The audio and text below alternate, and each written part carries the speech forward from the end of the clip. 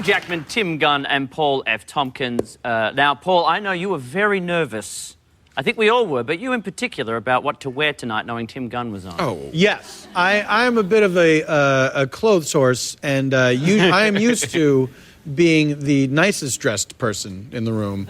And then I knew coming here, seated next to Mr. Gunn, that I would look like a railroad hobo. Oh, please. So I did the best I could. I've always been an admirer of your wardrobe. You have great suits. You're extremely sartorially correct. And Yes. I'm not sure. fan. I think Stand up for us, Paul. Stand Oh, look. sure. Yeah. Oh, look at this. Absolutely, sure. Three-piece suit. Can we see the stock? Look at this. Oh, I'm sorry. My microphone pack. I've been needing a special jacket made.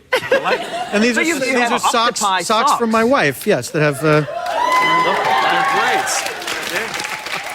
But yeah, Never has a man with a cephalopod on his ankle had a crowd go, woo! Octopus, am I right? that's right. Not since President Lincoln.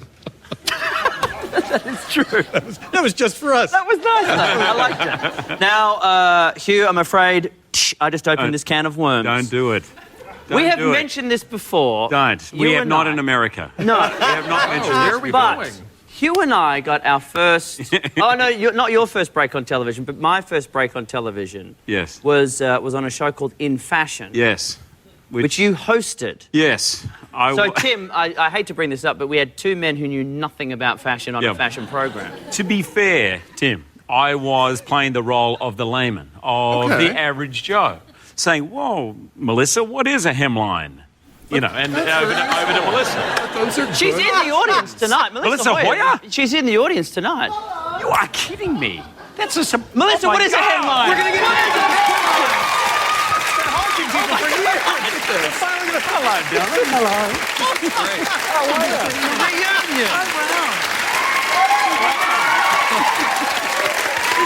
Well, look, So, welcome back to In Fashion. This is our live audience version of the show. You know what? We have come a long way, Yeah. haven't we? Is it possible, outside of Halloween, to wear orange and black? We asked that.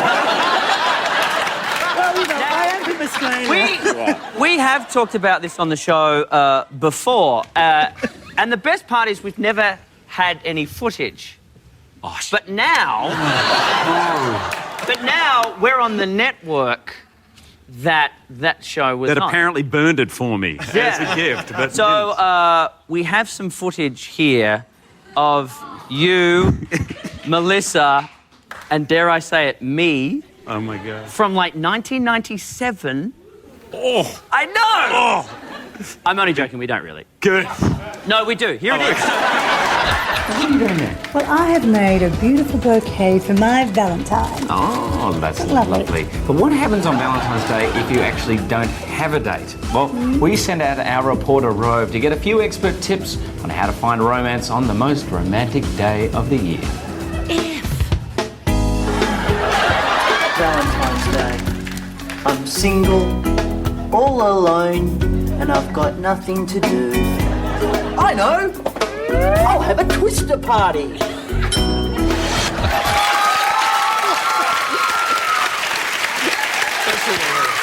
It is hilarious.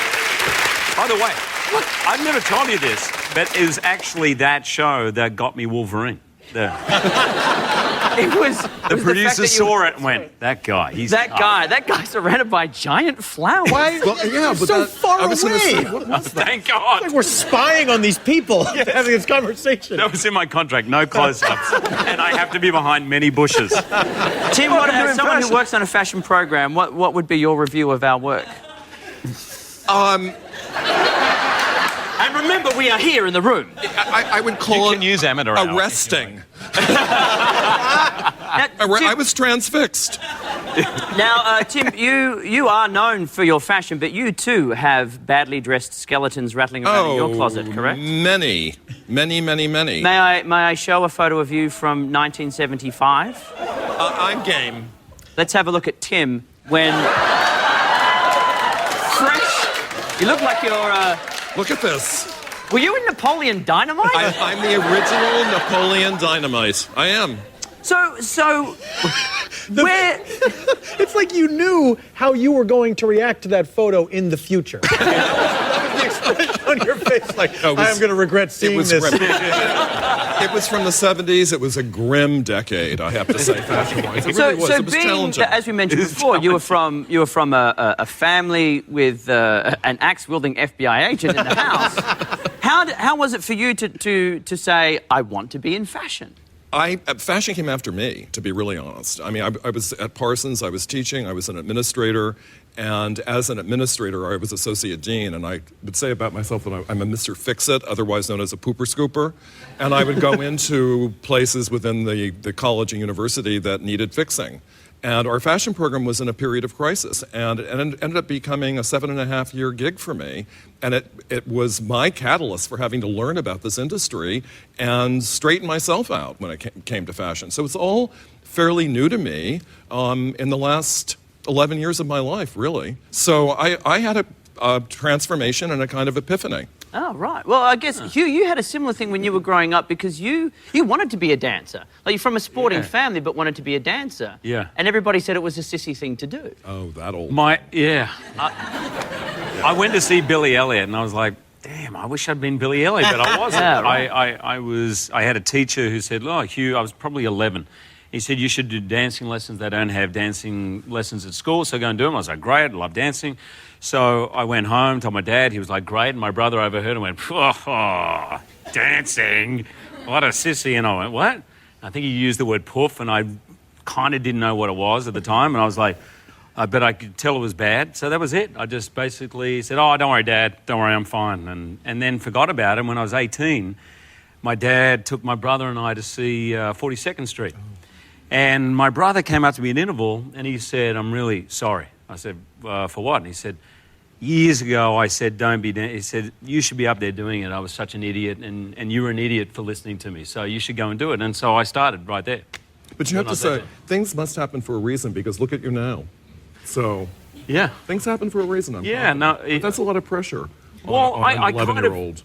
Yeah, it wasn't such a big deal to me at the time, except I just thought, oh, this is bad. And then I forgot about it. I think that's the thing I'm most upset about. You get on, you forget. And then when I was 18, I was like, oh, yeah, dancing. I love dancing. So, anyway. Has it ever been an issue for you? When you do the Boy from Oz and stuff like that, do you worry if people kind of would sit there thinking, oh, he's a woolly woofter. He's a bit gay, that Hugh Jackman. No, I reckon... He's too perfect. He's too perfect. He has to be. You can't, You seriously can't be in Hollywood without rumour. In fact, if you've not got that rumour, you're not anywhere. I've had it. You're not doing anything. I get it. I think it's fine. Well, for you, it's different because... Because of the Twister party. Now, Tim, you describe yourself as being homo-romantic asexual. Well... What does that mean? I'm a very romantic guy. I cry at love movies and get all caught up in romance and relationships. And I'm how to phrase this? I haven't been with anyone for 30 years, and I'm very proud to say I'm a gay man.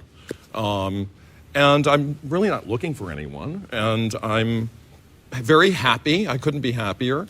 And people can live alone and have a very happy existence. And I have to say, I have a very full life. I mean, I interact with people every day and don't feel any sense of a void.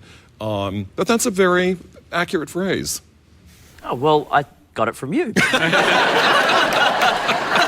you date, right? No. You don't date and never go on a date? Or would someone ask you on a date? I mean, to be quite honest, I don't have time. Right. I really don't. I mean, I have one evening off between now and November 1st. And I'm not complaining. It's a high-class problem. But I have a really busy, full life. And also, I'm the luckiest guy I know. I mean, when I think about this whole phenomenon that's happened to me, I had a wonderful career as an educator. And it was right after I turned 50, 6 months after I turned 50, that the Project Runway producers called me. And... you know, at 50, you're beginning to think, gee, should I be investigating a little cabin in the woods? And instead, this entirely new threshold is presented to you, and you think, what a phenomenon. Phenomenon. I mean, it's just incredible. Now, Paul, you did do musicals in high school, didn't you? Yes, I did. We did, I played the role of Jigger in Carousel. Okay. You've done Carousel. That's right. Great part. Great. South Pacific, and you know, we did all that. So we did an extremely illegal version of Mary Poppins. This was before Hang on. there was no What? when we there was no stage version of Mary Poppins when we did this show. But somehow they gotten a hold of the screenplay and sort of constructed a stage version of it. And to make it more illegal, at one point to cover a costume change, You're all naked. a screen. That's right. Yeah, it sort of segued into hair. A screen comes down and we just showed a scene from the movie. Oh, It's like, there's no way that was allowed. I remember the There's audience no going, way. it's a triumph. Now it's getting good. Well, speaking of getting good, coming up, Hugh Jackman breaks a man's jaw.